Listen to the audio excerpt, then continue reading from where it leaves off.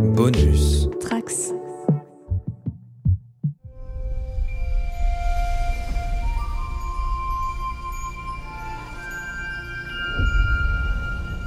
Bonjour à tous les trekkers et trekkies de toutes sortes, je suis le commandeur Guigui et je suis ravi de vous accueillir à bord de la station du Cadran Pop, le podcast sur Star Trek écoutable dans toute la galaxie et sur toutes vos applications de podcast via le flux du Cadran Pop.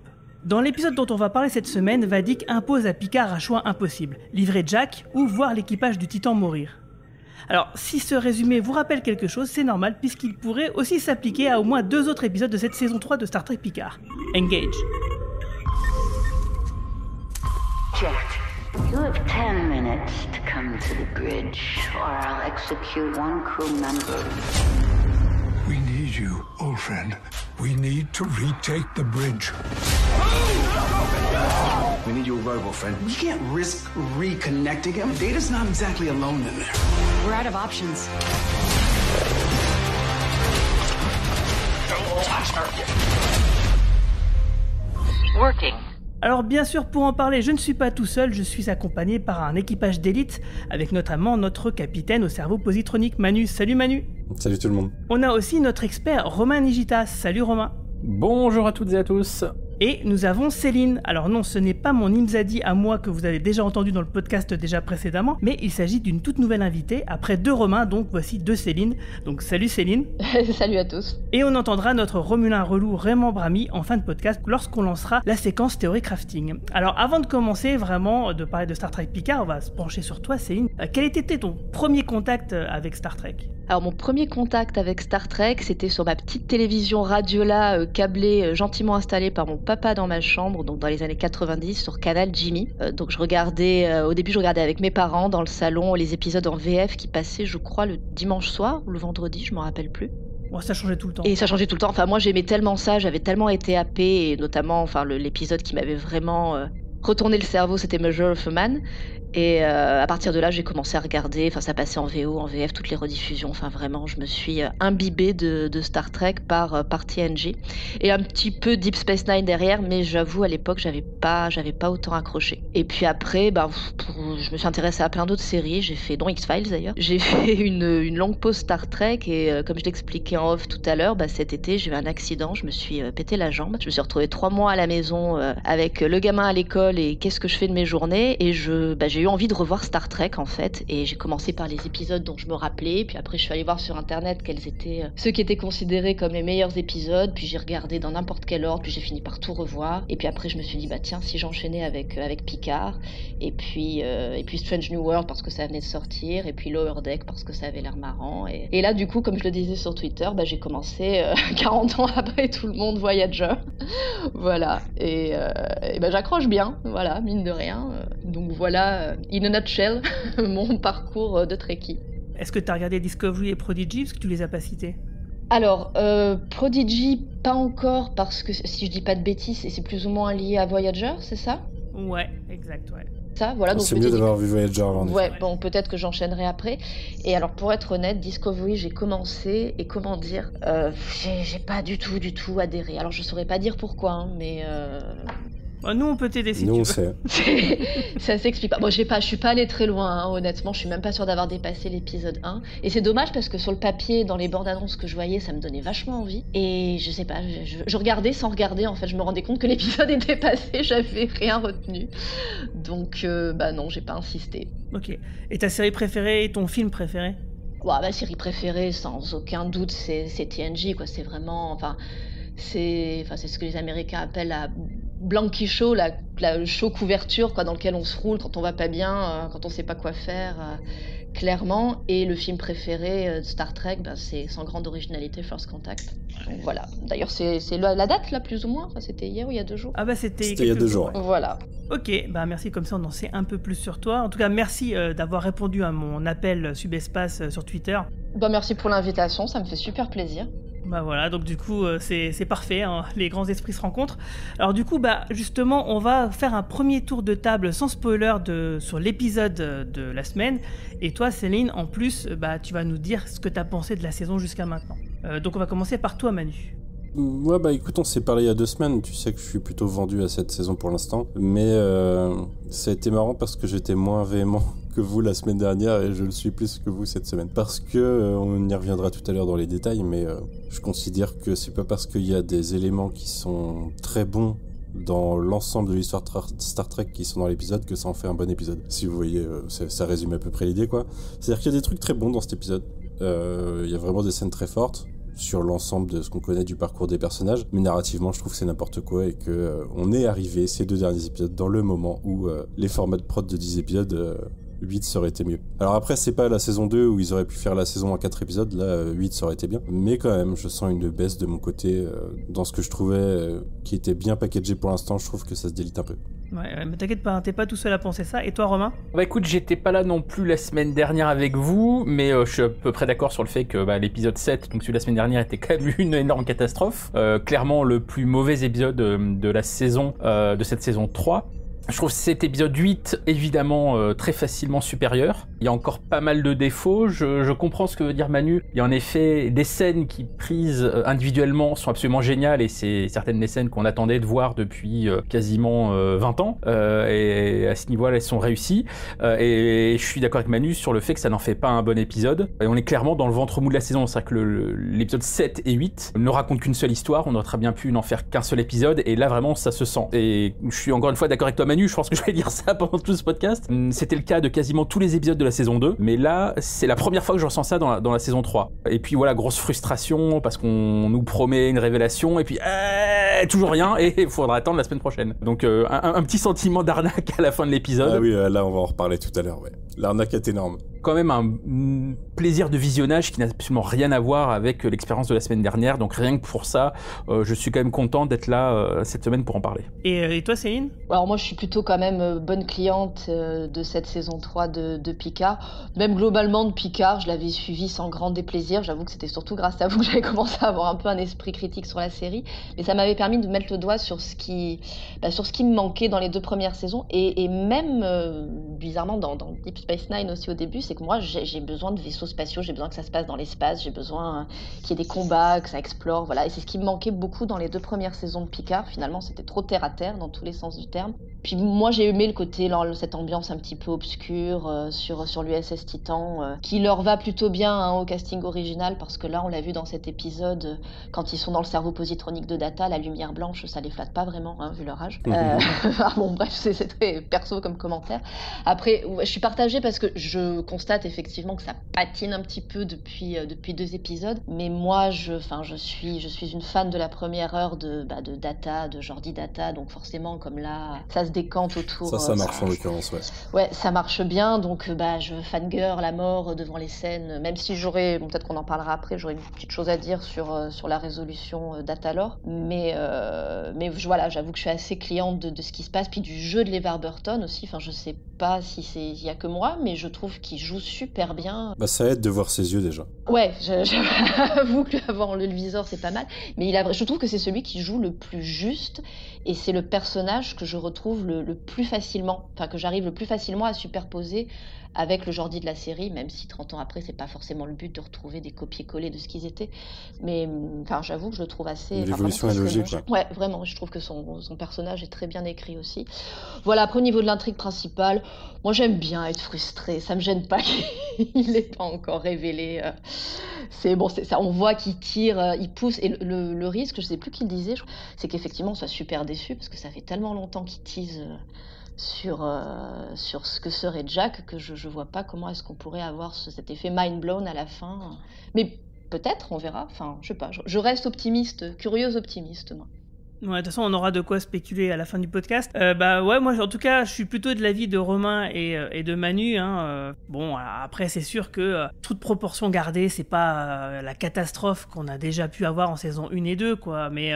Mais c'est vrai que pendant 6 épisodes, on était bien accrochés, c'était un parcours quasi parfait, et puis là, ça chute un peu avec l'épisode 7, un petit peu aussi avec l'épisode 8. Ça on fait pas une catastrophe pour le moment pour la saison, donc ça veut dire que maintenant qu'il reste plus que 2 épisodes, il va falloir que le final soit très réussi pour effacer ça, et faire que, effectivement, cette saison 3 de Picard soit réellement réussie quasiment de bout en bout. Mais en tout cas, ouais, en termes d'acting, moi j'ai été aussi un peu scotché par Brent Spiner, que j'ai trouvé dans ses mimiques plutôt juste, même si il a un côté un peu outrancier du fait des personnages qu'il joue, mais j'ai trouvé quand même une subtilité, plein d'émotions qui réussissaient à passer, et ce qui fait que effectivement, comme le disait Manu, on a des scènes qui sont vraiment génialissimes. Et comme disait Romain, en plus, c'est des scènes qu'on attendait des fois depuis des décennies, mais c'est pas ça qui va rattraper l'épisode en lui-même, et donc ça, c'est un petit peu dommage. Mais bon, de toute façon, je vous propose d'en parler dans plus ample détail, puisqu'on rentre tout de suite dans la zone spoiler. Red alert! Data's primary functions are beginning to shut down. Lore's writing his own code. We're about to lose Data forever. Included in this memory are the many hours I spent playing poker with my friends. These belong to you now. Tell me, why are you giving me these things? Because you have had nothing, while I have had everything. Geordi, I'm no expert, but this looks like surrender.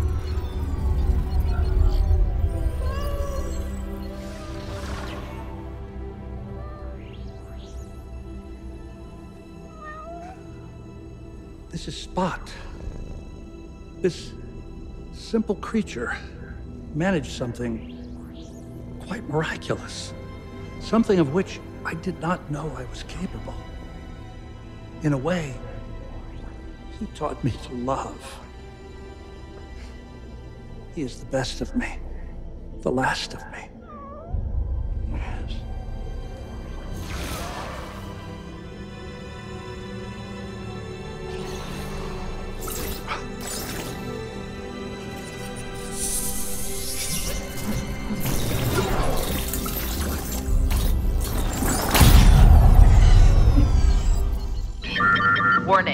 Donc l'épisode 8 qui s'appelle Reddition, qui a été écrit par Matt Okumura et dirigé par Deborah Kappenmeyer, que je crois comme celui de la semaine dernière d'ailleurs.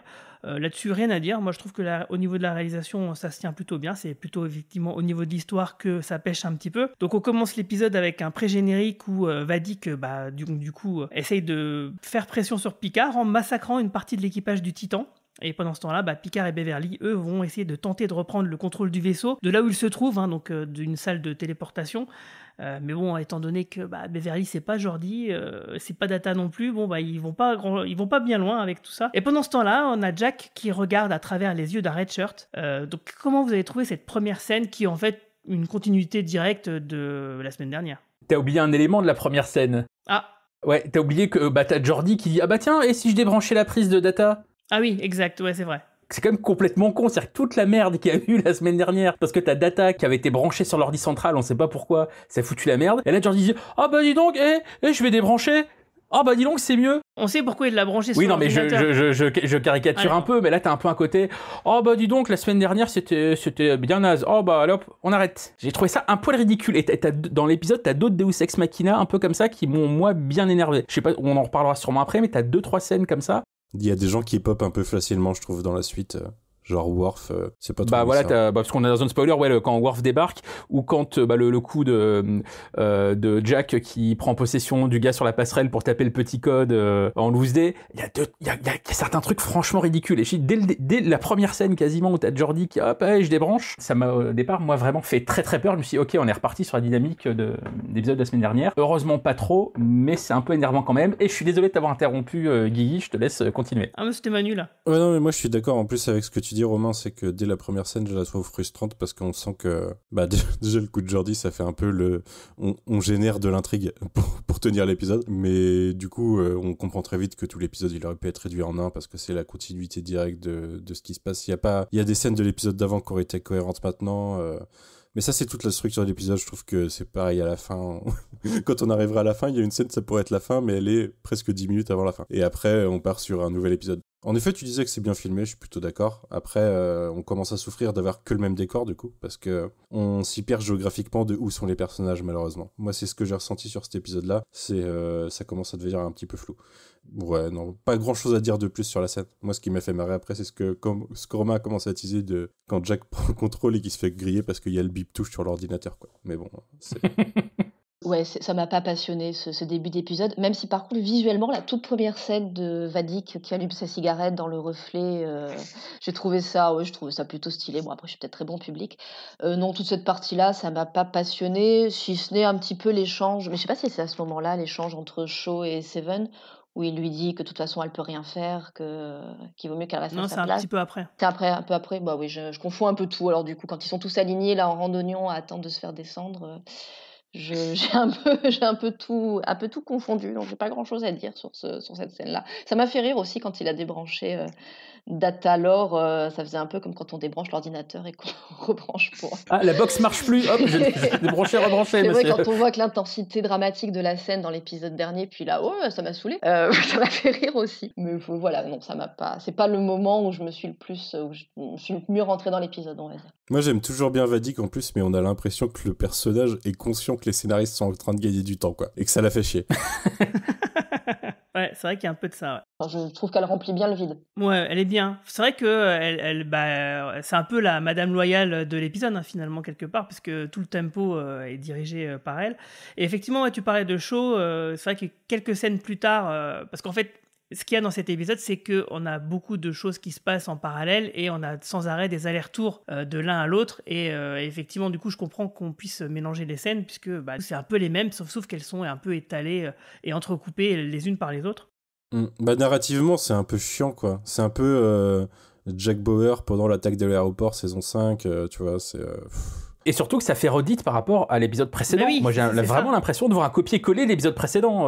C'est ça aussi qui est très pénible. Du coup, on comprend mieux pourquoi, effectivement, les épisodes 7 et 8 ont été donnés comme ça aux journalistes pour review. Parce qu'effectivement, ils fonctionnent ensemble et que j'imagine que si on regarde les deux côte à côte, peut-être on est un petit peu moins frustré, quoi. On se rend peut-être un petit peu moins compte de... on n'a pas ressassé pendant une semaine certaines choses, donc du coup, on se rend peut-être moins compte de l'effet redondant de cet épisode 8 par rapport au 7, ou du 7 par rapport au 8, comme vous voulez. Mais d'autant, en plus, moi, ça m'a fait rire, parce que il y a 2 semaines, on était déjà ensemble avec Romain, et c'était le dernier épisode que tu avais vu. Des 6, tu les avais tous vus, et j'avais fini en disant par rapport à Diana, j'espère que ça sera pas un changing parce que sinon c'est un épisode de perdu l'épisode d'après, quoi. Et au final on l'a pas vu pendant un épisode, ça a été un épisode perdu quand même, et on est en train de finir l'histoire.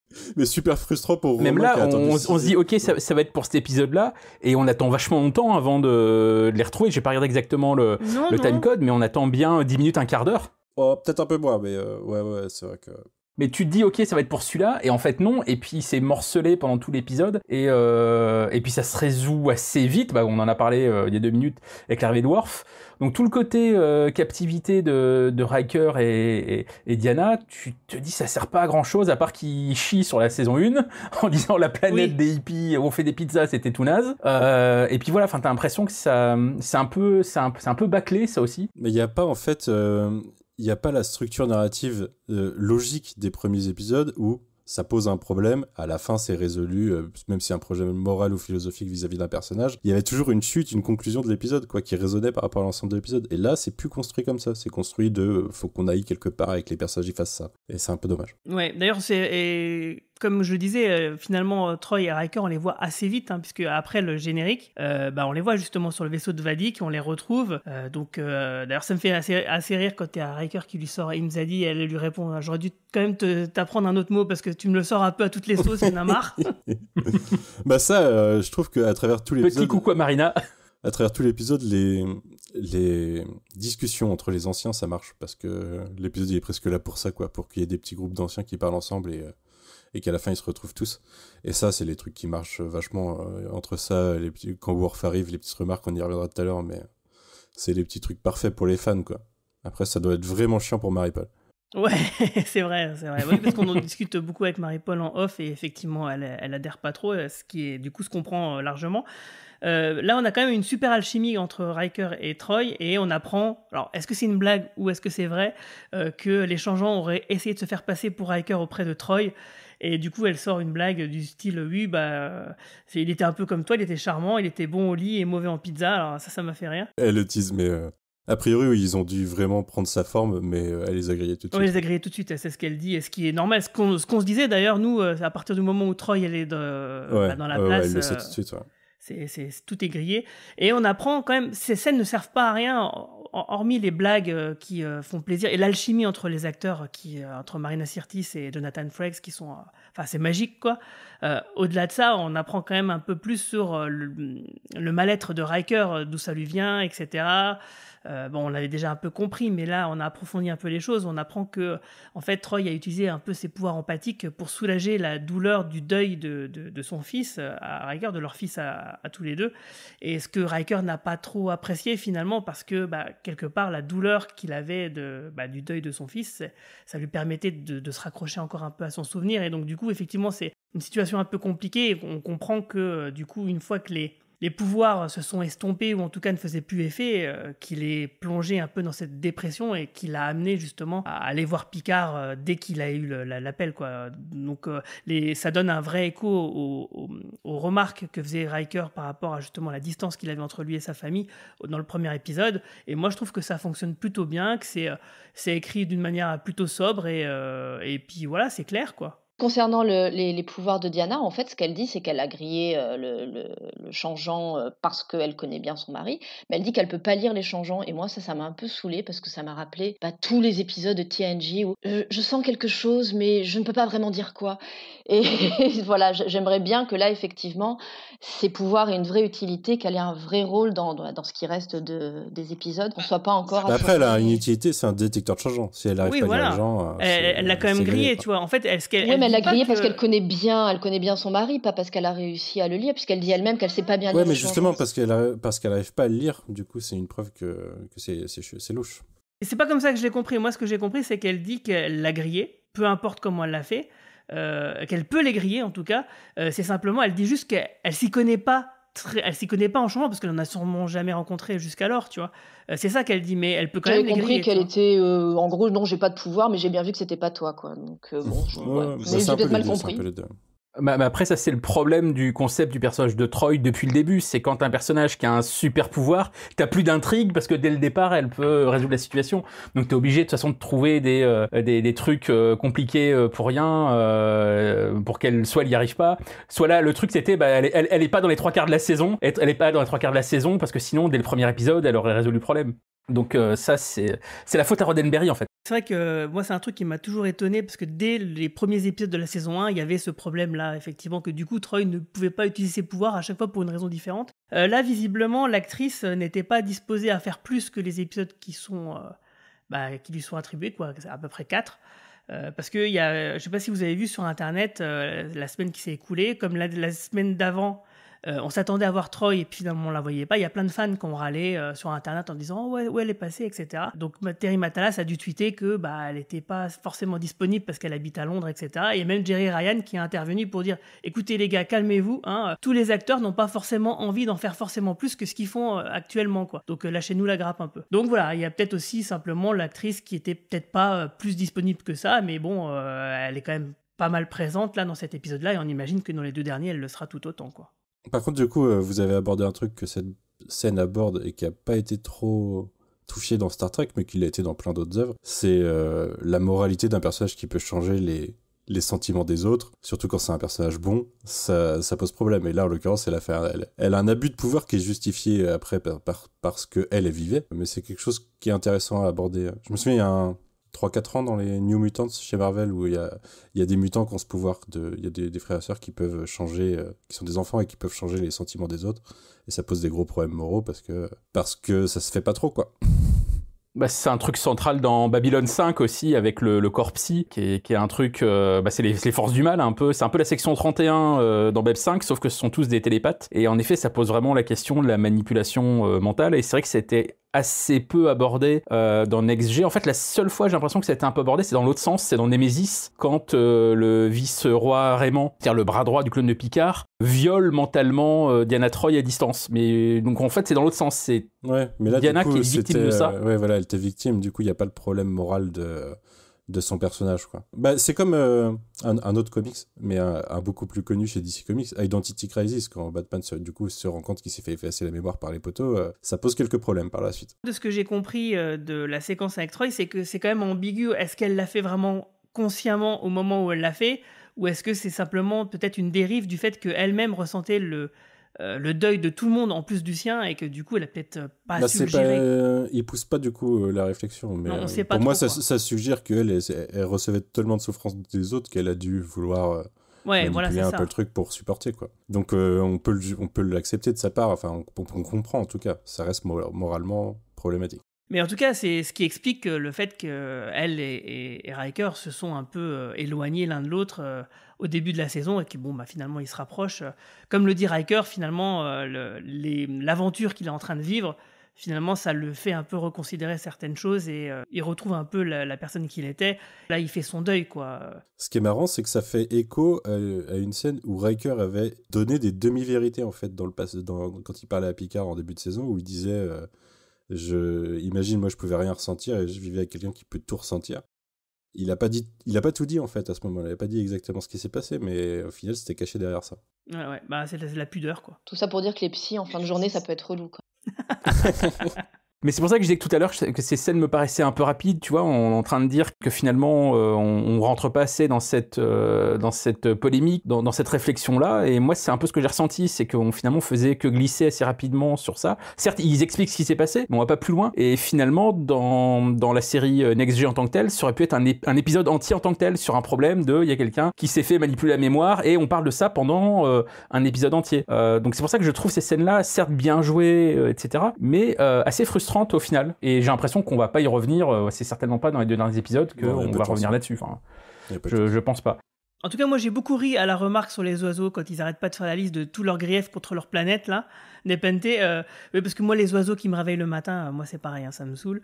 Donc du coup j'ai trouvé que c'était plutôt marrant toutes ces petites réflexions. Mais ça vaut pas quand Worf arrive. Oui, mais alors merci, parce que moi ça a été, j'ai mis une pause tellement j'ai ri, quoi. C'était magnifique.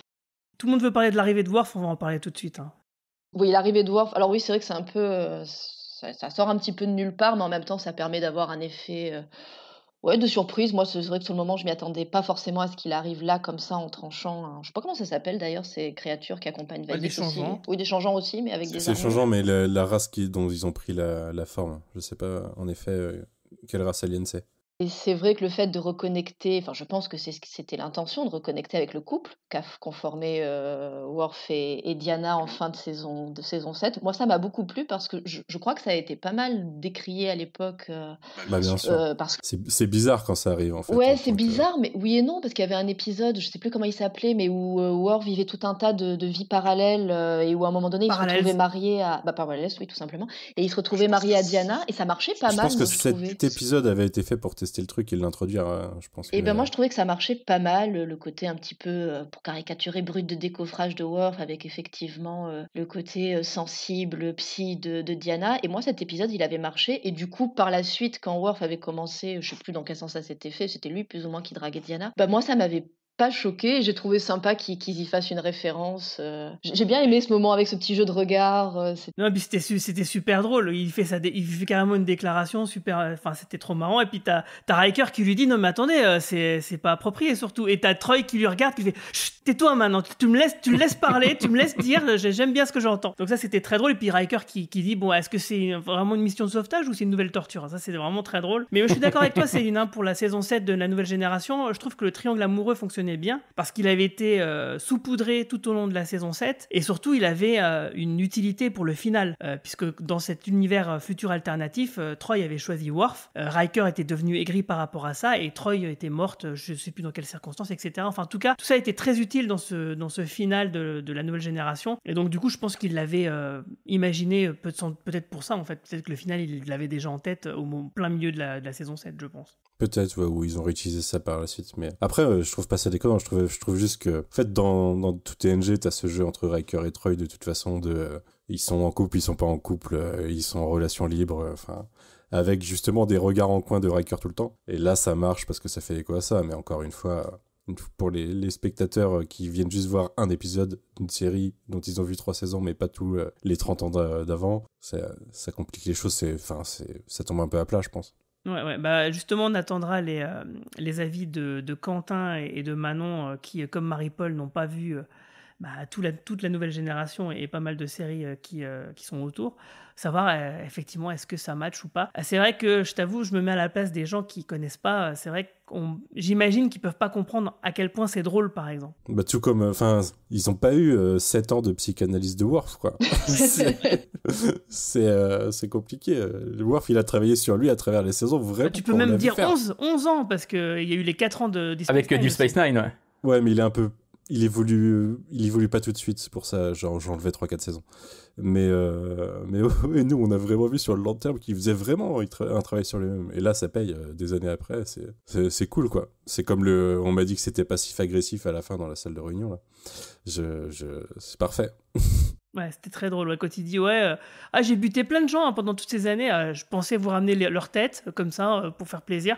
Mais on m'a dit que c'était pas une bonne idée. Ouais, c'était plutôt drôle. Ouais. Et en fait, Worf, il a toujours eu un côté comique dans toutes les séries Star Trek. Et là, c'est encore le cas, mais c'est pas exactement le même humour. Mais voilà, on retrouve un peu quand même ce décalage qu'on a chez le personnage. Oh, il est très drôle, Worf. J'avais pas du tout ce souvenir-là du personnage quand je me suis remise à regarder TNG. Il y a eu 2-3 moments, les interactions avec Q notamment, qui étaient à mourir de rire. Et tout simplement le jus de prune juice, une boisson de guerrier. Enfin, c'est des choses que j'avais pas remarqué la première fois que j'avais visionné. Mais oui, il a plein de petites saillies comme ça qui sont très drôles. Après, c'était un réac, quoi. C'est ça le problème. C'est pas faux.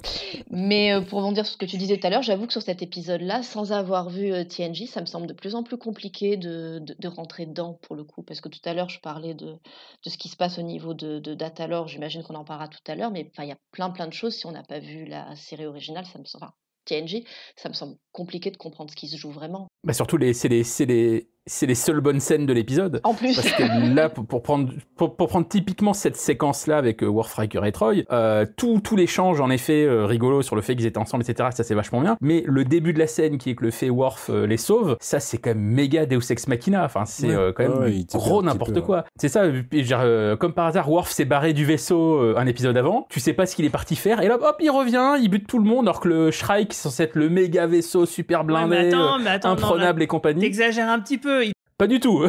C'est pas mon genre. Il est parti exprès chercher Riker, et en plus on te dit plusieurs fois dans l'épisode que quasiment le vaisseau il est quasiment vide parce qu'ils sont tous sur le Titan en fait. Donc c'était le meilleur. Il doit bien moment avoir des boucliers ou des trucs, mais même si c'est. Avoue que c'est quand même un peu facile. Il y a toujours des explications. Est-ce qu'on avait vraiment envie de voir Worf et Raffi comment ils font pour s'introduire dans le vaisseau de Vadik? Je suis pas sûr, tu vois. Je comprends ce que tu dis, hein, mais en même temps. J'ai pas forcément envie de voir.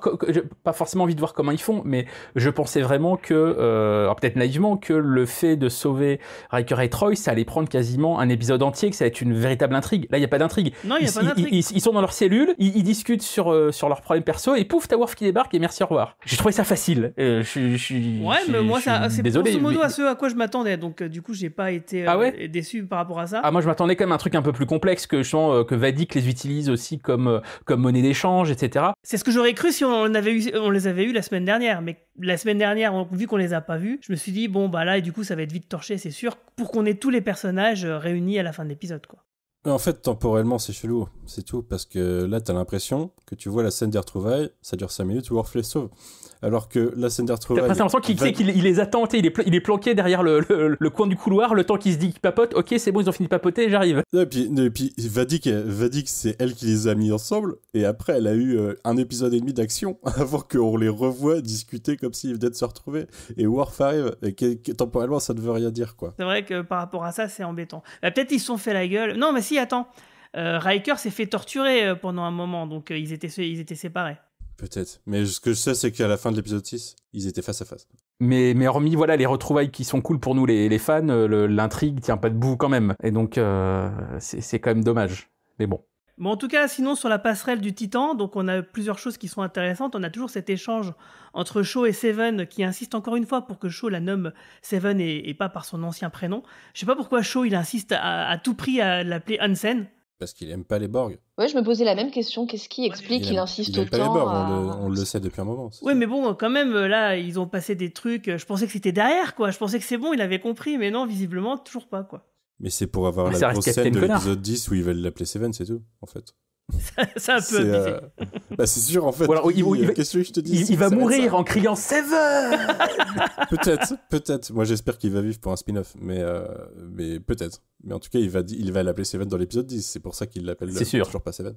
Non, je pense pas. non. Et dire bravo Capitaine Seven, vous avez été promu.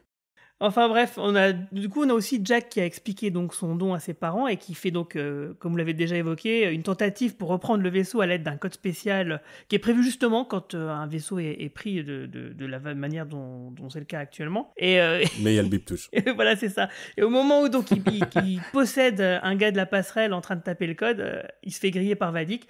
Et du coup, Vadik, elle va buter quelqu'un. Et là, du coup, moi, je suis un peu triste parce que la lieutenant Tiven, moi, j'ai été un peu attaché parce qu'elle a été mi-Vulcaine, mi-Deltane et que je trouvais le mélange très intéressant. Et que, bon, je sais pas, je trouvais que l'actrice l'incarnait bien, même si elle disait pas grand-chose, quoi. C'était presque de la figuration. Mais voilà, donc j'étais C'est la seule qui sortait du lot en fait. Et moi, je pense que le mec qui a commenté sur Twitter ce que je vous ai dit tout à l'heure, il a raison. C'est qu'ils l'ont tué parce que s'il y a un Vulcain, il peut faire un mind-made avec Jack pour comprendre ce qui se passe. Il n'y a pas besoin de Diana. Là, il n'y a plus de Vulcain. Ah, Donc, il y a besoin de Diana. Ouais, c'est ça. Ouais, bien vu. Ça nous amène à cette fameuse scène de combat imagée entre Data et Lore. Donc, effectivement, pour récupérer le contrôle du vaisseau, ils vont quand même ils essaient de rebrancher Data. Mais pour ça, il faut quand même que Data soit lui-même. Et du coup, supprimer la partition. Voilà, il défragmente le disque dur. Et donc du coup, moi j'ai trouvé quand même la scène vachement intéressante parce que effectivement de voir donc Data affronter Lore pour savoir lequel des deux va prendre le dessus et donc du coup contrôler le corps, avoir la personnalité la plus prégnante pour finalement fusionner, même si c'est quand même Data qui gagne. J'ai trouvé que la scène fonctionnait super bien. Brent Spiner, je le trouvais très très juste. Par exemple, quand Data présente ses souvenirs et qu'il les donne alors qu'il lui les convoite parce que finalement il se rend compte que ça a de la valeur. La façon dont Lore prend le chat, prend Spot par exemple, c'est ses mimiques, on dirait une espèce d'enfant avide un peu comme ça. Je sais pas si vous voyez ce que je veux dire. Et je trouvais que c'était très juste et que ça fonctionnait bien. Et puis le petit twist, même s'il était un peu facile, un peu attendu. Un peu facile, ouais. Et il marche bien parce que c'est, comme il dit Data, nous sommes nos souvenirs quelque part, donc ça marche très bien. Ouais, non, ça marche bien, et puis émotionnellement ça fonctionne, dans l'imagerie ça fonctionne, dans l'histoire ça n'a pas de sens de prendre ce risque, mais voilà quoi. Donc on en revient tout le temps à la même chose, ça n'a pas de sens, mais ça marche bien, pourquoi pas. Mais moi j'ai bien aimé la scène, j'ai un petit peu pleuré sur Spot et tout, mais ouais après... ceux qui regrettent que Picard, ils ont vu mourir Data 2 fois déjà, ils doivent pas ils se posent des questions, je sais pas. Mais après philosophiquement ça marche, et puis ce que ça va donner après, les conversations avec Geordi, les choses comme ça marche bien. Et puis c'est ce que je disais en off, c'est un petit peu le Data, ou en l'occurrence le lore de Thésée. C'est-à-dire que il a toutes les parties de Data, c'est plus Data, mais c'est plus lore non plus, mais en même temps ça reste un tout qui est formé par les souvenirs de Data, donc c'est Data. Enfin je m'embrouille, philosophiquement c'est plus simple que ça. Ouais, c'est intéressant. Mais je trouve que Brent Spiner, il vieillit, ça n'a jamais été le meilleur dans l'ensemble parce qu'il a un personnage qui est compliqué à gérer. Il a des personnages qui sont... Lore, c'est vraiment un personnage très exagéré dans Star Trek. Du coup, là, en plus, c'est des images mentales, donc ça aurait été logique d'avoir les Data et Lore dans leur image de Next Generation. Ils s'en sont passés pour le golem, mais là... dans leur cerveau, ça aurait été logique qu'ils aient leur apparence originale. Mais ouais, j'ai eu ma petite larme, mais je trouve toujours que c'est gâché par l'histoire, par le fait que c'est mis au milieu de n'importe quoi. Alors moi j'ai évidemment beaucoup aimé la scène parce que j'attendais. Moi je suis assez contente qu'il y ait une espèce de justice qui soit faite par rapport à ce film qui n'a pas existé, à savoir Nemesis. Et pardon. Et puis ouais, la deuxième mort de Data dans je sais plus si c'était la première ou la deuxième saison de Picard. La première saison, c'est Enfin, il y la a fin. un espèce de, pardonnez-moi, mais de fuck qui est fait finalement. On voulait pas que Data meure, donc voilà, Data n'est pas mort. Et il retrouve toute la fine équipe et on est bien content. Et peu importe si c'est un petit peu, si les explications sont un petit peu tordues. C'est la scène Après, moi, d'après. je trouve que Oui. le fuck, il vient de Brett Spinner qui veut à chaque fois arrêter le rôle et revient tout le temps. Arrête, en fait. C'est pas faux, mais là, il s'agissait de réunir tout le cast de TNG. Ça aurait été quand même compliqué. Enfin, je trouve qu'il n'y ait pas Data et je trouve ça, même si c'est un peu tiré par les cheveux, de toute façon, comment ça pouvait ne pas l'être, vu de là d'où on venait entre Nemesis et les premières saisons de Picard. Moi, je suis quand même bien contente au final qu'ils arrivent à retomber sur leurs pattes comme Spot. Et moi aussi, Spot, ça m'a fait. Bah, déjà, Tasha, ça a commencé un petit peu à faire. Parce qu'en plus, ça faisait directement référence à Measure of a Man, donc voilà. Et Spot, oui, j'ai franchement lâché ma larme. Par contre, c'est vrai que j'aurais aimé peut-être une version un petit peu différente de la résolution. Déjà parce qu'on l'avait vu avec, alors je sais pas si Matalas y a pensé, à Lower Deck, avec Rutherford. Je sais pas si vous regardez Lower Oui, Deck. oui, tout à fait, l'épisode 5 de la saison 3, oui. Waouh, bravo. Où effectivement, il y a déjà un peu cette idée de moi, je suis fort parce que j'ai des amis, donc je vais prendre le dessus sur mon côté sombre. Bon, finalement, ça rejoue un petit peu ça. Et je trouvais dommage qu'on reprenne pas. Finalement, la dernière chose que Lore a dit à Data dans TNG, si je dis pas de bêtises, vous me corrigerez, c'est I love you, brother. Et c'était la dernière phrase qu'il lui disait avant qu'il soit démantelé par Data lui-même. Et j'aurais bien aimé, en fait, que ce soit Lore qui, quelque part, soit à l'initiative de cette fusion dans le but, alors attention, je vais aller peut-être un peu loin, dans le but de tuer le père, puisque Lore ne semblait pas vraiment en admiration devant son père, donc le docteur Soong, de dire, bah voilà, on va faire mieux que le projet du vieux Soong, on va devenir voilà, quelque chose de supérieur. Et ça allait dans le sens de ce que disait Arik. C'est ça, c'est Arik Soong, celui qui a fait le golem. J'ai oublié son prénom. Et que ça vienne de lui en disant, voilà, moi, en gros, j'aimais pas notre père, mais toi, je t'aime bien.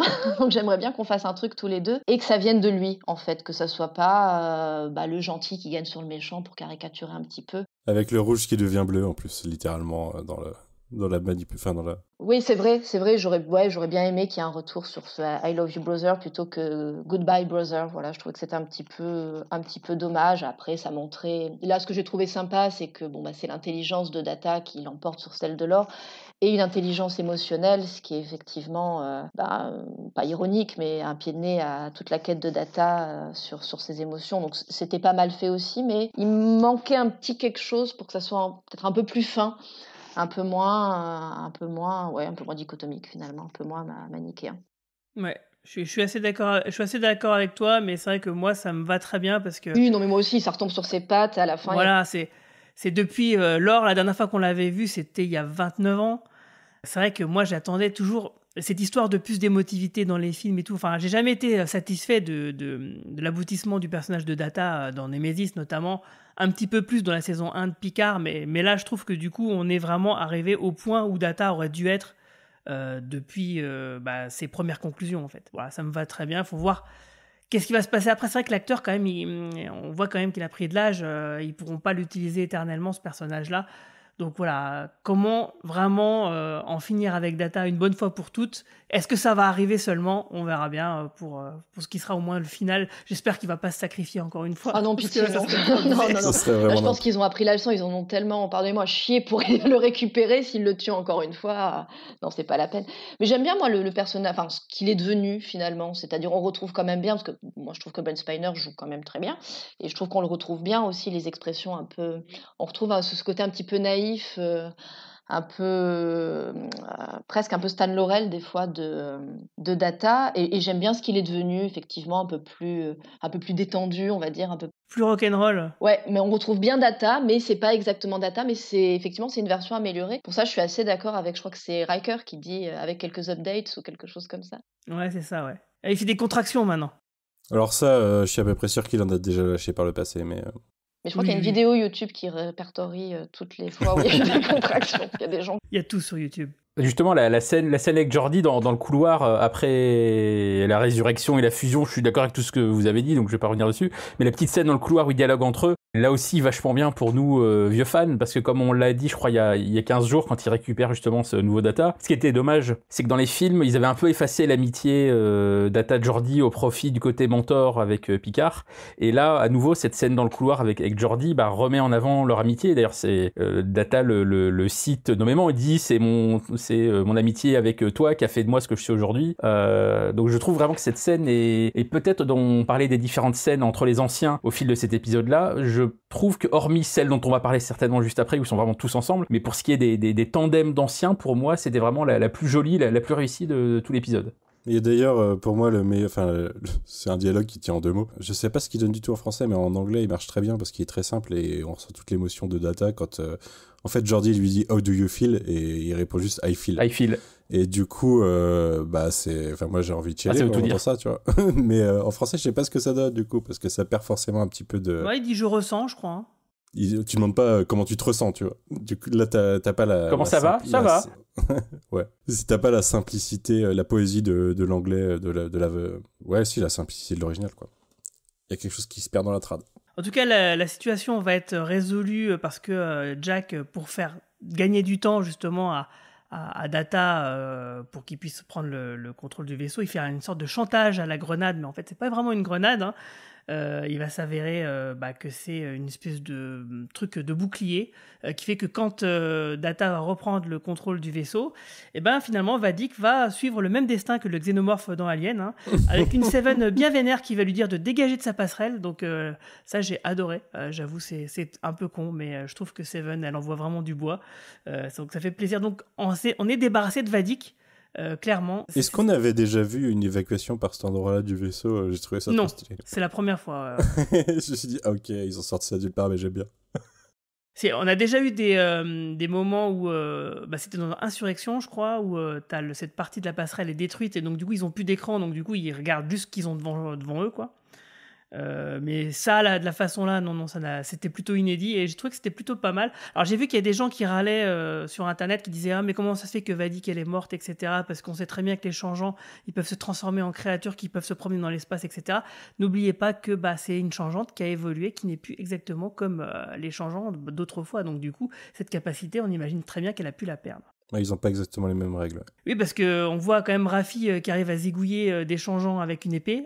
Donc voilà, on imagine qu'effectivement les règles sont très différentes. Ouais, je pense que c'est un de ses gros problèmes à elle, c'est qu'elle est à moitié solide en fait. Elle est plus entièrement liquide et elle se déteste un petit peu. C'est des changeants à la viande. Il y a une scène, je suis obligé d'en parler parce que je suis sûr que si je le fais pas, personne ne va le faire. La scène justement de bagarre de Raffi. Moi j'ai adoré, hein, clairement. Hein. Moi je trouve que Raffi, je suis désolé, elle a du style. Elle est stylée, j'en veux plus. Je veux plus de Raffi. Et je trouve que son duo avec Worf fonctionne très bien. Avant je voulais un spin-off Seven-Raffi, maintenant je veux plutôt un spin-off Worf-Raffi en fait. Tu sais qui m'a manqué dans cette scène où il se bagarre justement contre les changeants à coups de lame. Il manquait le Nord. Parce que vraiment, c'est Elnor, le mec qui se bat avec une épée dans Picard. Donc c'est là que tu dis merde. Sur l'hôtel de Matalas, je pense. C'est ça. Je trouve que c'est vraiment une occasion loupée parce que ce personnage était vraiment sympa. Autant Borgatti, je pense que personne n'avait envie de la revoir. Autant Elnor, toi pour le côté en plus. Et je maintiens pour la suite. Autant Elnor, t'avais le côté fils spirituel de Picard, et là Picard qui se retrouve avec un vrai fils biologique, toi, ça aurait pu être intéressant d'avoir un truc entre Elnor et Jack, enfin une espèce de confrontation entre le fils que Picard s'est choisi, alors qu'en plus t'as la fameuse scène qu'on a eue au milieu de la saison où Picard dit qu'il a pas envie d'avoir d'enfants, etc. Alors que entre temps il s'est quand même choisi un espèce de fils spirituel. Donc il y a un truc, toi c'est comme mon obsession pour Wesley, dire pourquoi Wesley débarque pas pour sauver tout le monde et pour sauver son demi-frère, bref. J'ai des obsessions, je suis désolé, mais c'est vraiment dans cette scène-là où tu dis en fait c'est Elnor qui aurait dû buter tout le monde, quoi. Mais tu sais très bien pourquoi Wesley ne vient pas. Il le sait, il suit la ligne temporelle, donc il voit que tout va s'arranger à la fin de la saison 3, il n'a pas besoin d'intervenir. Donc voilà, tout va bien. Et il apparaîtra en scène post-générique pour dire en fait, toi aussi t'es un traveler. Merde. Faire un personnage random, un red shirt random du Titan. Oh, au fait, toi, viens avec moi. Ça serait assez marrant. Ça serait bien que ce soit celui qui transpirait à grosses gouttes sur la passerelle qui était à côté du Bajoran, justement. Ce serait marrant. D'ailleurs, il y a un truc qui m'a fait... je sais pas pourquoi, j'y ai pensé que maintenant, mais Raffi et Worf, il y a vraiment quelque chose parce que Raffi, c'était aussi la chef de la sécurité, tout comme Worf l'était. Donc voilà, je trouve qu'il y a un truc entre les deux qui marche bien, quoi. Ouais, bah, de toute façon, tu sais que tu mettrais le mec de la sécurité de Lower Decks avec ces deux-là, et ils seraient copains comme cochons, hein, j'ai envie de dire. Et donc oui, vous en avez parlé tout à l'heure, la réunion des vieux combattants, donc la fameuse super scène de réunion. Ce qui devrait être une scène de fin, et non. Ouais, j'ai cru que ça serait la dernière scène, mais effectivement non. Après, on a cette fameuse scène de Troy qui va donc faire une psychanalyse sur Jack. Bizarrement placée cette scène, effectivement, mais ce qui m'a fait marrer, c'est qu'à un moment donné, Troy, elle dit « Bon, alors on va faire la psychanalyse là, parce qu'il y a plein de gens qui ont vraiment envie qui ont besoin de savoir très très vite ce qui se passe, quoi. C'est quoi ton problème ?» Et puis après, hop, ça coupe, quoi, avec cette fameuse histoire de porte rouge, quoi. Mais il y a eu mais du coup, pour la scène de réunion, il y a déjà quand ils arrivent et qu'ils retrouvent Geordi et que Geordi demande le cadeau que Picard y avait fait, il y a encore le pic sur le château Picard dégueulasse. Ah, ça, c'était et très Picard... drôle. Et Picard qui répond c'est parce que t'as pas de palais. Il parle de pedestrian. Enfin, j'ai pas compris comment ça pouvait se traduire en français. Quand il dit C'est You've en got gros, a pedestrian taste, c'est un goût de palais pied, quoi. simple. Non, je sais pas. Non, c'est plus mince. En La gros, plèbe, c'est un goût commun, quoi. Un Pékin moyen, quoi. Voilà. Et donc, c'est bien la première fois que Picard répond vraiment comme un Français, quoi. Ah, il est très hautain là. Il a en effet. Il a pris cher. Il est saoulé. Et c'est bon maintenant. Vous arrêtez de me saouler avec mon vin, quoi. Bah ouais, parce que ça fait quand même Avec ma plusieurs en quelques épisodes qui lui font le. Oui, c'est devenu un running gag un peu, mais il faudrait quand même se décider. Château Picard, c'est quoi? C'est du Bourgogne, c'est du Bordeaux? Il y a des cépages distribués dans toute la France. Bah, faut demander à Romain Bramy, c'est lui qui en a offert une bouteille à Patrick Stewart, il doit savoir. Ouais, mais le vrai Château Picard qui existe, je sais plus ce que c'est. C'est un Bordeaux. C'est un Bordeaux. Enfin, ouais. Normalement, c'est censé être un Bourgogne, mais j'ai vu que maintenant, il existait du vrai Château Picard de Bourgogne. J'ai envie de dire, depuis TNG, déjà, les régions en France ont été redessinées. Alors, C'est vrai en plus, tout peut se passer. Ouais, c'est vrai. Finalement, il y a que 2 régions en France, la Bourgogne et le Grand Est. Mais une petite séance justement de psychanalyse commune, la scène de réunion, parce que tout le monde s'excuse de Ty Crusher qui dit vous m'avez quand même tous manqué tous les jours, et puis tout le monde va de sa petite excuse. C'est là que justement Worf dit j'avais envie de vous envoyer des têtes, mais on m'a dit que ça serait passif-agressif. Mais ouais, c'est sympa. Et puis après, du coup, ça te lance le plot de voilà. Tel est le statu quo, on en est là, on va faire ça. Mais bizarrement placé avec la scène d'après. Ouais, donc avec cette fameuse psychothérapie pour savoir c'est quoi Jack, et puis voilà, on n'en sait pas plus, quoi. De toute façon, il va falloir attendre. Tu le disais, ça lâche des mots, quoi. Franchement, c'est vrai que la fin du Previously, comme tu le disais, oui, ça c'est Vadik qui lui dit il va être temps de découvrir qui tu es. Et, voilà, et on a la même chose à la fin, là. Elle se fait buter juste avant, quoi. C'est déjà, on a eu ce côté, on vous coupe la chic au moment de la mort de Vadik. En gros, c'est 2 fois dans le même épisode, on nous fait le coup. C'est un petit peu frustrant. Moi, j'ai pas trop aimé cette scène de réunion. Enfin, je l'attendais et au final, je trouvais que ça tombait un petit peu à plat. Sauf la réplique de Worf qui était drôle. Ce qui m'a surtout, ce que je trouvais nul, pour dire franchement, c'est l'explication, si on peut appeler ça comme ça, de Beverly sur je vous ai pas donné de nouvelles pendant 30 ans, les nulos. Mais je m'excuse, j'ai beaucoup pensé à vous. Bisous. Désolé. D'accord. Moi, enfin, je sais pas vous, mais je sais pas, j'ai un pote qui me donne plus de nouvelles, qui me ghost pendant des années, puis on se retrouve autour d'une réunion de travail, on dit ouais, c'est vrai que ça fait 20 ans que je t'ai pas donné de nouvelles, mais j'ai beaucoup pensé à toi. Moi, je trouve ça un peu mec comme explication. Enfin, ça passe un petit peu. Je sais pas, je trouvais ça un peu. Elle avait peut-être pas envie de se retaper toute la scène d'explication avec Picard de pourquoi je t'ai pas prévenu que t'avais un fils, pourquoi je voulais le protéger et compagnie, parce que ouais, mais même sans explication, je trouvais que le ton était, comme on dit en psy, était discordant. Voilà, c'est le fond du propos n'allait pas avec le grand smile et on se tape dans le dos et ouais, non, quand même. Tu peux peut-être un petit peu avoir l'air triste de ne pas m'avoir donné de nouvelles pendant des années, alors que quand j'étais au fond du trou, je faisais des conversations imaginaires avec toi. C'est ce que lui explique Diana à un moment donné. Enfin, je trouve ça triste. J'espère toujours secrètement qu'il y aura une autre raison à ça que ce qui nous a déjà été teasé, mais bon. Ça découlera justement, ça sera corrélé avec l'origine de Jack. Savoir est-ce que du coup, le comportement de Beverly Crusher était-il sous influence? Que s'est-il vraiment passé? On verra bien. Et moi, c'était un peu mon hypothèse depuis le début, qu'elle-même se méfiait de son fils ou avait voulu aussi protéger l'équipage peut-être de dangers qui auraient pu venir de Jack. Et c'est aussi pour ça que je trouve la scène, cette façon qu'elle a un petit peu par-dessus la jambe de dire vous m'avez beaucoup manqué, bisous. Je trouve que ça va pas avec tout le côté drama et mystère qui entoure Jack et le fait que peut-être elle gardera un secret le concernant. Enfin, je sais pas. Il y a un truc qui ne matche pas. Ouais, je suis assez d'accord. Bah, c'est un peu un caillou qu'on a dans la chaussure depuis le début de la saison, hein, d'ailleurs. Donc on verra bien si ce caillou était vraiment là ou si c'était dans notre tête en fait qu'il était. D'ailleurs, justement, c'est le moment de lancer la séquence spéculation. Donc on va écouter le journal de bord de notre Romulien préféré, Raymond Bramy. Journal de bord du Romulin relou, date stellaire 8 avril 2023. Je vous livre ici le dernier rapport du Tal Shiar concernant l'amiral Picard et l'équipage de l'USS Titan. Bon, blague à part, pas d'inquiétude, tout ce que je vais vous dire ici relève de la spéculation, il y a à ma connaissance aucune fuite sur les 2 derniers épisodes et toute la communauté Star Trek s'interroge sur le contenu et les révélations auxquelles on va avoir droit. Car il reste 2 mystères à résoudre, hein. L'un qui a été tiré en longueur ad nauseum concerne la source des pouvoirs de Jack et le deuxième concerne l'identité de l'entité maléfique qui commande Vadik depuis le début de la saison. Et évidemment, bon, les deux seront liés d'une façon ou d'une autre, je vous propose de commencer sur la source du mal qui afflige Jack, parce que finalement c'est là-dessus qu'on a eu le plus d'indices. Il y a 2 théories qui semblent à peu près certaines, enfin en tout cas il semble à peu près certain que l'une des 2 sera la bonne, puisque les indices se sont accumulés.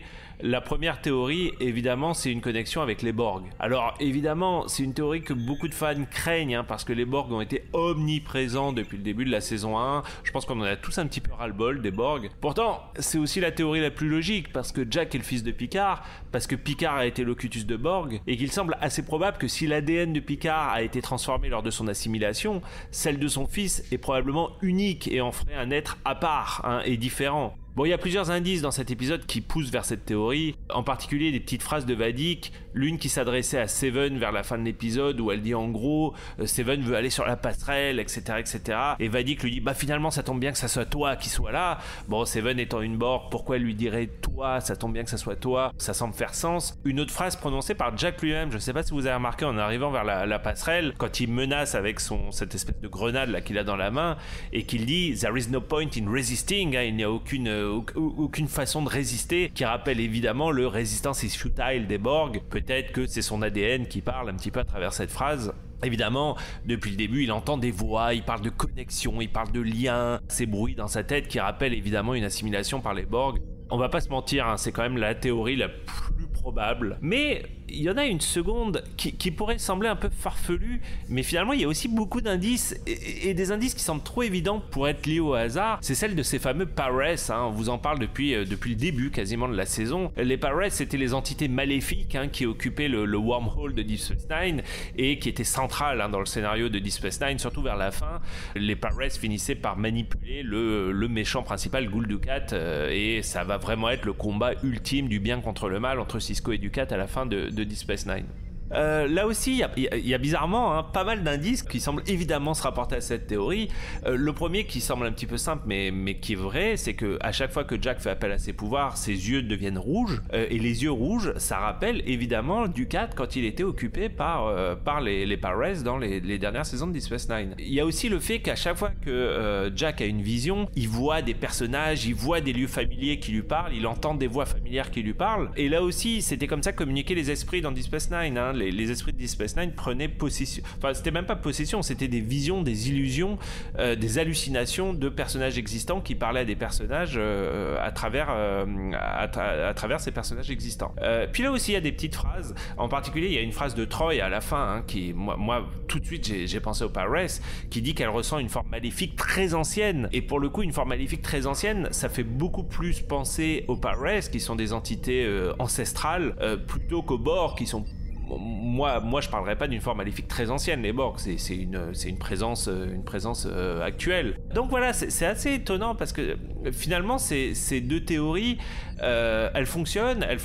La théorie des Pares, je rajouterais que évidemment il y aurait la connexion avec les changeants serait beaucoup plus organique, puisque voilà, tandis que les changeants a priori n'ont aucun lien avec les Borg. Mais elle a aussi un point faible. Elle a un point faible parce que Picard n'a aucun lien avec les aliens du wormhole, et franchement je vois pas ce qui ferait que son fils du coup aurait des liens particuliers. Tout ce qui est dit à travers la maladie de Picard qui aurait été mal diagnostiquée, etc., Je sais pas vous, mais moi je trouve que ça colle mal. Pourtant, il y a quand même des vrais indices pour ces deux théories.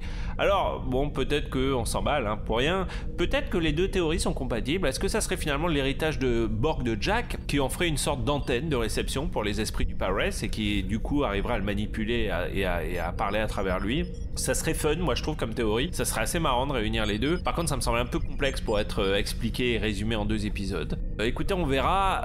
Ce qui est sûr, c'est que je vais aller assez vite sur l'identité de l'entité qui contrôle Vadik, parce qu'on n'a vraiment aucun indice. Là, ils ont été soit forts, soit faibles, je sais pas. Mais là, c'est impossible à ce jour pour moi d'établir une théorie.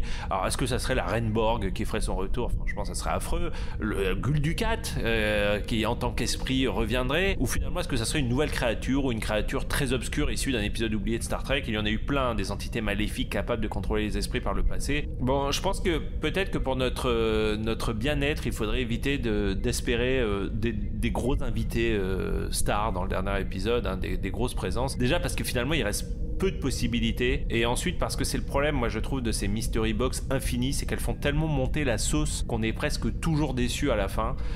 J'espère que ça sera pas le cas, et en attendant, peut-être qu'il serait bon de revoir nos ambitions à la baisse et finalement de nous concentrer sur le scénario, comment l'équipage va finir par cesser cette conspiration, qui est peut-être là qu'on va le mieux s'amuser finalement dans ces derniers épisodes. Bon, en tout cas, j'espère que vous avez autant aimé cet épisode que moi.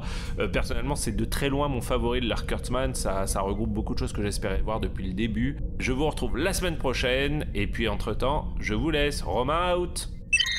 Donc voilà, alors qu'est-ce que vous pensez, vous, qu'est-ce que vous avez comme théorie justement sur ce fameux Jack en fait? Pour rebondir sur ce qu'a dit Romain vers la fin, je suis à peu près d'accord avec lui que pour moi, il n'y a aucun indice sur qui se cache derrière cette putain de porte. Par contre, Jack, je trouve qu'il y a plein d'indices partout, mais qui peuvent être discordants, qui peuvent être... Romain le dit aussi, je crois, Pirates et Borg, ça peut se rapprocher d'une certaine façon s'ils veulent, en Deus Ex Machina. Ça commence à me sembler louche, les Pirates, parce que on retourne pas trop sur Deep Space Nine, il reste que 2 épisodes, et compliqué de caser ça dans 2 épisodes, je trouve. Moi, depuis le début, je pense que les Borg, tout simplement...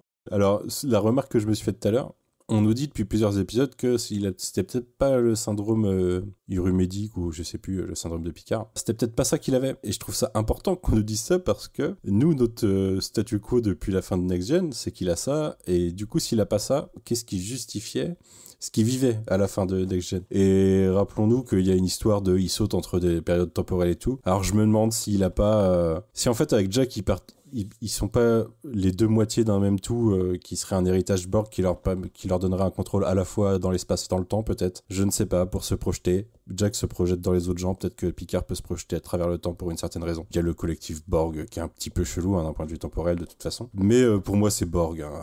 Il nous parle de son lobe temporal qui a été modifié. Enfin on sait qu'il a été modifié par les Borg.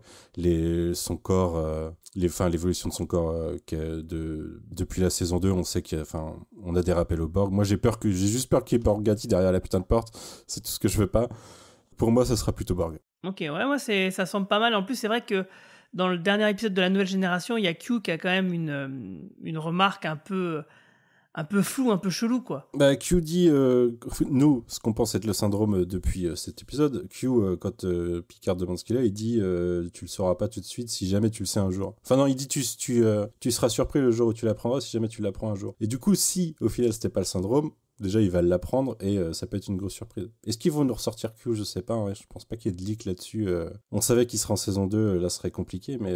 Mais d'ailleurs, attends, avec l'épisode de la semaine dernière où t'as Beverly et Picard qui décident de buter Vadik, heureusement que le procès est terminé, que Q n'est pas là, parce que sinon l'humanité, finalement, c'en était fini de nous. Hein.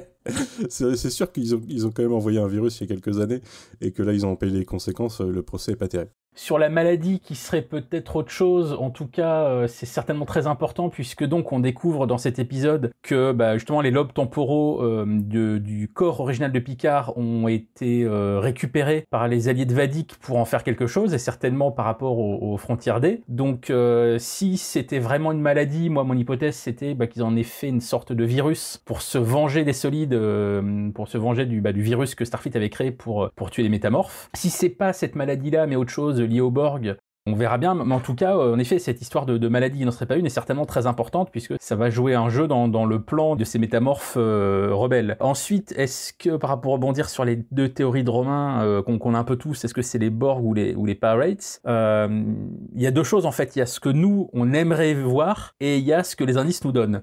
Je suis d'accord que les Borg, on n'en peut plus. C'est l'overdose. Les Pirates, j'aimerais beaucoup que ça soit ça, parce que je pense que c'était vachement intéressant dans Deep Space Nine, mais je suis un peu comme vous, j'ai l'impression que voilà, on est arrivé au 8e épisode et finalement tous les éléments de Deep Space, hormis les métamorphes, et qui sont quand même un truc énorme, mais on nous en parle quasiment pas du reste, donc ça me paraîtrait un peu parachuté, surtout pour les gens qui ne connaissent pas Deep Space Nine.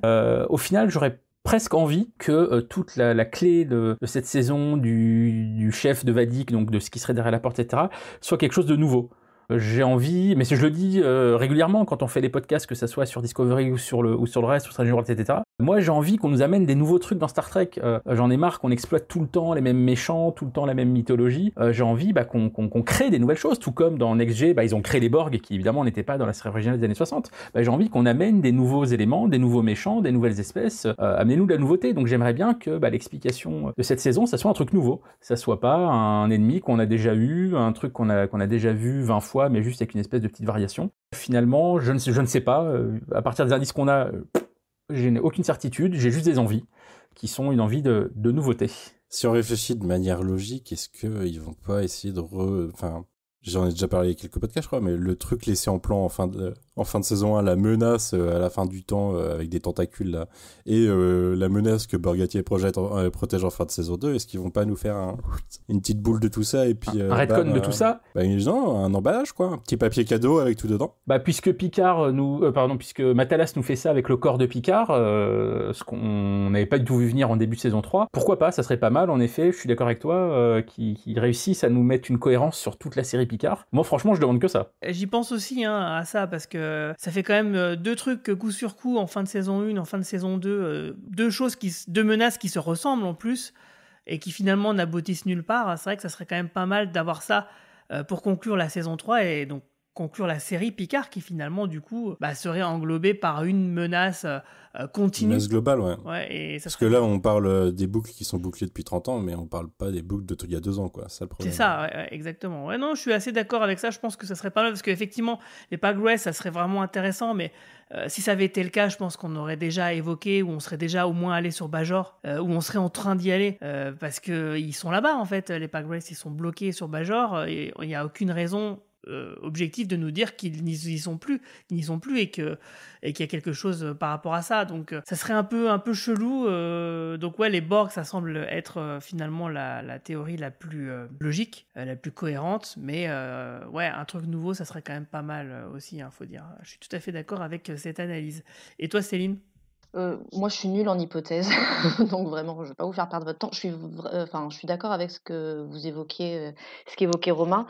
Je serais assez favorable aussi à un truc nouveau. Pourquoi ? Parce que ça pourrait peut-être faire le pont avec le projet qui me hype bien, là, de Star Trek Legacy. Je sais pas, ça pourrait être un nouvel univers avec un nouvel ennemi, j'en sais rien. Les Borg, mouif. J'aimais bien les Borg avant les 2 premières saisons de Picard. Le seul truc positif pour moi, si c'était effectivement les Borg et si possible pas Borgatif, je suis pas très fan non plus, c'est éventuellement peut-être le rôle que ça pourrait donner à Seven, que j'aime beaucoup.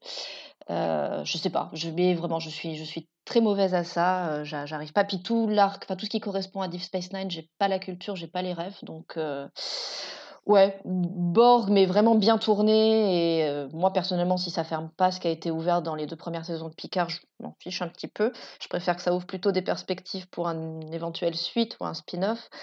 Ou ouais, Borg bien tourné, quoi, avec un... Mais en même temps, ça pourrait très bien être les deux quelque part, parce que souvenez-vous qu'on nous dit que dans cette saison 1, c'est des créatures synthétiques qui ont quitté la galaxie, qui sont je sais pas où, etc. Peut-être je pense que c'est la même menace, moi. Oui, moi je pense que c'est la même menace, mais peut-être ça pourrait très bien être aussi une espèce qui quelque part est à l'origine de la création des Borg. On n'en sait rien en fait. Donc si vous voulez vraiment boucler les choses... ouais, il y a aussi cette possibilité-là, quoi. Tu veux dire que c'est l'espèce qui a créé Vidger, comme dans le roman de William Shatner ? C'est ça. Il n'y a pas besoin de l'origine des Borg, c'est pas grave. Parce qu'après, ils vont nous ressortir Contrôle et je vais mal le vivre. Et Déjà qu'on a eu Jack qui a sorti C'est inutile de résister la semaine dernière, je crois. Mais bon, je vais mal le vivre. Hein, si, Après, qu'est-ce que je vivrais le plus mal entre ça et voir Tom Hardy derrière la porte, je sais pas. Oh putain, alors ça serait quand même chelou. Mais non, ça sera Wesley derrière la porte, arrêtez. Bon, on va conclure sur ces bonnes paroles. Alors, qu'est-ce que vous pourriez dire sur cet épisode et sur vos attentes pour la suite, pour le final? Parce que on imagine bien que l'épisode 9 et 10 seront un duo d'épisodes qui feront vraiment la fin, quoi. Moi, j'attends rien de particulier. Je me laisse vraiment porter par le truc. Je me demande s'ils vont en tuer un de l'ancienne génération, s'il va y avoir le mort qui fera pleurer dans les chaumières, mais qui le tue pour de vrai, pas pour le ressusciter dans une autre série. Voilà, je me demandais. À un moment donné, je pensais que ça serait Riker qui sacrifierait.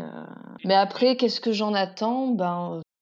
C'est pas que j'en attends rien, mais j'aime quand même assez ce que je vois pour faire confiance à Matalas et avoir le sentiment qu'on pourrait retomber sur quelque chose de sympa. Mais non, j'attends vraiment de voir. J'ai pas d'attente particulière. Vraiment que de la curiosité pour l'instant, même si c'est vrai que là, ça patine un peu. Je me demandais juste si vous, qui avez quand même une culture et une oreille peut-être plus fine que la mienne, est-ce que vous avez reconnu les voix autour de la porte et notamment la dernière qu'on entend? Mais il y en a plusieurs parce que à un moment, quand elles apparaissent dans un des premiers épisodes, il y a une reine Borg. À un autre moment, il y a Beverly. Enfin, ça ressemble à Beverly pour moi. Mais après, moi, je trouve qu'on n'est pas à l'abri de...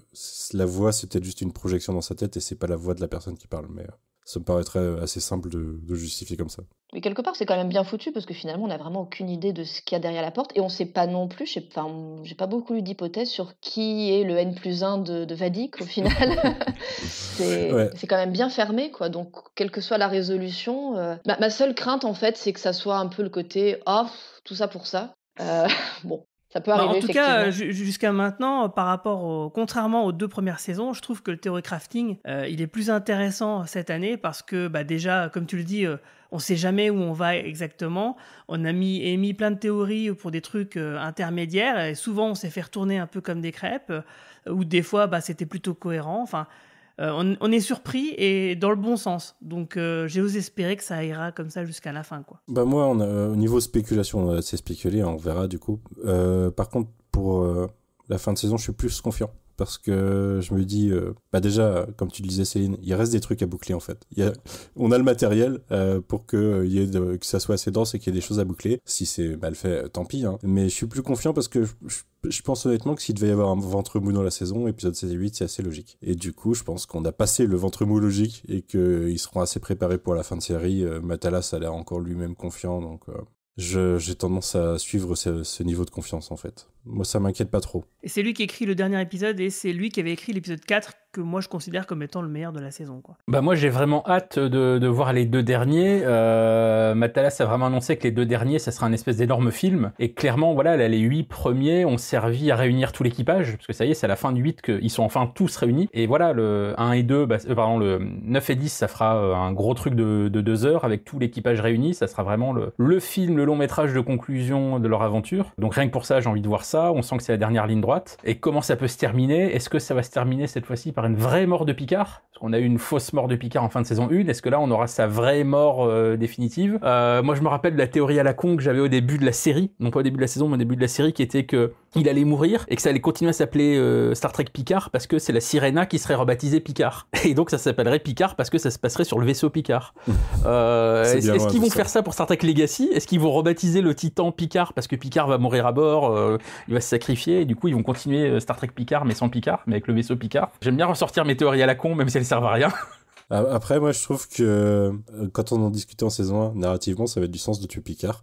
Et là, ils ont presque enlevé le sens de tuer Picard, quoi. À part faire une transition avec son fils, éventuellement. Mais déjà, résolver la Mystery Box, dans ce cas-là. Mais c'est presque moins logique en fin de saison 3 de tuer Picard maintenant. Parce que les catharsis émotionnelles, elles ont été faites déjà. Mais je pense qu'il y en a aucun qui... Enfin, il n'y a aucune raison logique d'en tuer aucun. Sauf peut-être Barclay. Je vois pas ce que ça apporte. Qui ça? Il manque Barclay qu'on n'a pas revu. Toi, on en a revu plein des secondaires, mais Barclay. Non, mais je parle des principaux, toi, oui, entre Riker, Worf, etc. Je pense que quel que soit celui qui se ferait tuer, je pense vraiment que ça n'apporterait rien. Non, il va avoir l'inverse. Il va avoir l'inverse de quelqu'un de tué, c'est qu'on va avoir quelqu'un qu'on pensait mort qui va revenir Tu vois, Roll Arène, donc Manu le disait il y a quelques podcasts, moi je pense que au lieu tu veux ta Shayar qui revienne Tasha plutôt que Roll Arène.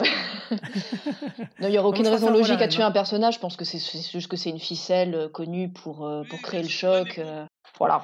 Ça me ferait pas plaisir non plus après. Ils l'ont déjà fait tellement de fois, voilà, avec Picard lui-même, avec sa vraie fausse mort, avec Data 2 fois.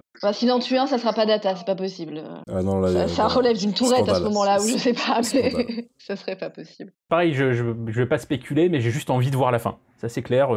Autant avec la saison 2, on avait envie que ça se termine, parce qu'on n'en pouvait plus. Oui. Autant là, j'ai vraiment hâte vraiment, mais positivement, de voir la fin de cette saison. Ouais, je suis tout à fait d'accord avec tout ce que vous avez dit, du coup je vais pas en rajouter. Du coup, avant de se quitter, on va faire un petit moment promo ou reco. Manu, qu'est-ce que tu as à nous recommander ou à promouvoir ? En promotion, pas grand-chose en ce moment, parce qu'on a repoussé notre dernier Tales from the Sewer, donc on verra. En recommandation, je ne sais pas, je regarde tellement de trucs. Il y a la saison 3 de Ted Lasso en ce moment et la saison 4 de Succession. C'était ma reco, Ted Lasso. Il y a eu un petit échange sympa entre Jerry Ryan et Brett Goldstein, je sais pas si vous avez vu sur Twitter. Ah non, je sais pas. Ils sont follow back, et Brett Goldstein donc qui joue Roy Kent dans Ted Lasso qui a fait Hi Seven, et donc Jerry Ryan qui a répondu Hi Roy, et puis voilà, c'était rigolo. Et c'est pour ça que effectivement c'est une très chouette série. T'as pas un shitlist qui va sortir là bientôt ? On fait Belphégor la semaine prochaine, mais du coup il sortira après, parce que le dernier que j'ai fait c'était il y a 1 ou 2 semaines et j'étais pas dans Suite cette semaine. Donc ouais, Belphégor, il y en a un qui est déjà sorti, il y en a un qui sortira après ce podcast du coup. Ok, très bien. Ouais, Belphégor, celui-là j'ai hâte de l'écouter. Hein. Tu sais que j'ai jamais vu le film. Non, mais t'as de la chance. Enfin, j'ai pas hâte de découvrir. C'est qu'un mauvais moment à passer, Manu. Et toi, Romain ? Moi, en promo, je vous propose 3 boîtes d'haricots verts pour le prix de 2. Promo à saisir, donc. Non, en promo, écoute, dans le numéro d'avril de Mad Movies qui sort la semaine prochaine, j'ai eu la chance de pouvoir papoter avec Jon Favreau pour parler non seulement de Mandalorian, mais aussi parler de sa carrière et de pas mal de trucs. Donc ça sera à lire dans le Mad qui sort la semaine prochaine. Et puis en reco, moi je peux vous proposer un truc qui est pas piqué des hannetons, comme on dit quand on est jeune. C'est la 3e saison et qui est également la conclusion de la série L'Hôpital et ses fantômes de Lars von Trier. Il avait fait 2 saisons dans les années 90 et puis plus rien pendant 25 ans, un peu comme Twin Peaks, parce que de toute façon, L'Hôpital et ses fantômes, c'était déjà un peu son Twin Peaks à lui. C'est exactement ça, puisqu'il kiffait tellement à chaque fois il se réfère à Twin Peaks, donc du coup... c'est carrément ça, et donc 25 ans plus tard, il a pu faire sa 3e saison, qui là est une vraie conclusion. C'est sur Canal Plus série, et donc dispo sur MyCanal, ensuite en replay, et moi j'étais déjà un énorme amateur des 2 premières saisons. Je sais que c'est une série qui a vraiment divisé à l'époque, il y en a qui la supportaient pas, et moi je la trouvais déjà géniale. Et là, cette 3e saison, je trouve qu'elle est encore plus brillante, parce qu'il y a un énorme côté mise en abîme. Je spoil un tout petit peu, mais vraiment un tout petit peu, parce que c'est le début de la saison, c'est la manière dont la saison commence. Ça commence par quelqu'un qui regarde la série originale et qui voit le dernier épisode et qui dit mais c'est de la merde, c'est pas une vraie fin. Et qui ensuite se rend dans l'hôpital où se passe la série. Ça commence comme ça. Effectivement, c'est très Twin Peaks The Return, quelque part. Ouais. Et si vous avez aimé les 2 premières saisons, vous allez adorer cette saison 3. D'ailleurs, les 2 premières saisons, elles sont aussi sur Canal ? Ouais, ils les ont aussi récupérés sur MyCanal, donc vous pouvez tout voir si vous connaissez pas. C'était sur Arte, il y avait une diffusion aussi sur Ciné-Cinéma un peu plus tard. Il s'était sorti en salle dans un montage plus court, et c'est toujours dispo en DVD de première saison. C'était sorti en DVD, moi je les ai sur mes étagères, donc ça existe. Je sais pas si cette saison 3 qui s'appelle Exodus est prévue pour l'instant en DVD, ça je sais pas du tout. Mais en tout cas, voilà, vraiment si vous avez aimé les 2 premières saisons, jetez-vous sur cette saison 3 qui ne fait que 5 épisodes. Et toi, Céline ? Déjà merci pour je savais pas du tout qu'il y avait une 3e saison pour L'Hôpital et ses fantômes. Ça m'a ramené loin en arrière. Je regardais ça, je pense que j'étais beaucoup trop jeune pour la série, mais ça me captivait complètement. Je me rappelle encore ce soir sur Arte, la série de Lars von Trier, L'Hôpital et ses fantômes. Bon, j'avais envie de connaître la suite, je me replonge dans les 2 premières saisons. En reco, une petite série qui s'appelle Voyager, je sais pas si vous connaissez. Non mais je suis plongée là-dedans en ce moment et j'ai pas tellement le temps de regarder autre chose, si ce n'est la saison 3 de Ted Lasso. Je recommande aussi, comme Manu, toute la série. Et puis, non, en promo, retrouvez-moi en hôpital psychiatrique tous les jours de 9h à 17h. Je pense pas que ça vous branche. Donc, non. On t'enverra Jack. Oui, effectivement, il semble y avoir du boulot quand même. Oui, c'est clair. pour un peu plus d'1 heure. En tout cas, moi, en ce qui me concerne, la semaine prochaine, le podcast sortira le dimanche et non le samedi parce que je serai en dédicace au Festival de Livre à Metz qui se tient chaque année donc au printemps dans la capitale lorraine. Donc je serai donc en dédicace tout le samedi pour mes albums Bertrand Coeftan et Zone 57, ça sera donc le 15 avril, sur le stand de la librairie Momie BD. Alors n'hésitez pas à venir discuter avec moi de Star Trek, hein. Évidemment, ça nous permettra de bien saouler tous les gens qui sont autour de nous. Donc n'hésitez surtout pas. Et sinon, un autre truc qui est un peu indirect, qui me concerne un petit peu, c'est qu'il y a un crowdfunding d'une bande dessinée qui s'appelle La Relève de Alexandre Lavour. Et il s'agit en fait d'un crossover hommage aux French Comics. Alors c'est une BD de 100 pages au format A4 qui sera donc du coup lancée sur Ulule. Alors l'idée est que l'argent récolté aide des auteurs en grande précarité. Donc c'est un projet vraiment sympathique. Et du coup, en fait, il s'avère que j'ai accepté que mon personnage Bertrand Coeftan se retrouve au milieu d'une histoire crossover avec Foxboy, le garde républicain ou imbattable par exemple. Donc il y a au moins une centaine de personnages de super-héros français, mais pas que. Et donc ça commence lundi sur Ulule, alors allez-y pour avoir plus de détails, ça s'appelle donc BD La Relève. C'est la classe quand même, hein. Ouais, c'est plutôt sympa. Et surtout le projet, le but, l'objectif même du crowdfunding est plutôt sympa. Et sinon, je vous parlerai aussi bientôt d'un financement participatif pour m'aider à retourner au Festival d'Angoulême. Mais ça, je vous en parlerai très très bientôt. En tout cas, merci à toutes et tous de nous avoir suivis. N'oubliez pas que si nos podcasts vous plaisent, merci de mettre donc 5 jolies petites étoiles et sympathiques commentaires sur les applications où vous nous écoutez. Et que vous pourrez nous retrouver aussi sur Twitter, Facebook et sur notre site podcast.lecadranpop.fr. Je vous souhaite à toutes et tous une longue vie et plein de prospérité. Salut tout le monde. Salut. À bientôt et attention à la porte rouge.